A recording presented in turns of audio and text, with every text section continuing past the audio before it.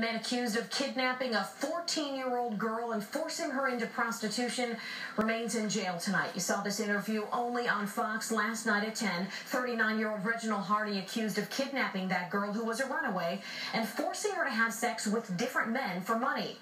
Police say they met online and Hardy offered to split the money with the girl. Investigators also say he kept her hostage in 2 Orlando hotel rooms and threatened to kill her and her family if she told police. So how common is sex trafficking in Central Florida? We have James Copenhaver in tonight. He's a current private investigator, former sheriff's detective. James, I think a lot of people don't know that this exists, let alone that it's prolific. How often do you see this happen?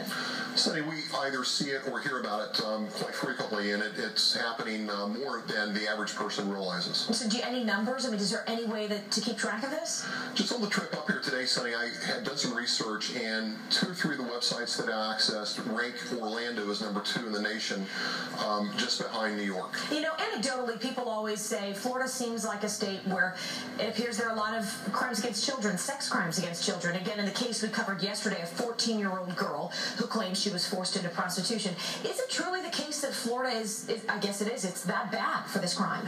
Well, Sonny, it's a tourist mecca, and we have families coming here and kids coming here from all over the U.S.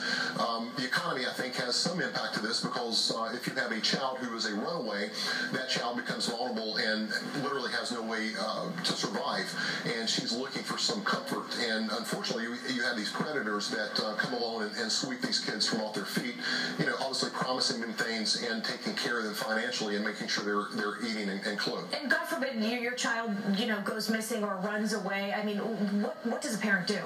If that child is missing or run away, you need to immediately call 911 and document that. But I wanted to emphasize, you need to go back and have your photos of your children, recent photos and fingerprints, and have that kit ready. Not to be paranoid, but let's all be ready and protect our kids. James Copenhaver, a really, really terrible reality, but we appreciate your expertise on the topic. Thanks for coming in. Thank you. And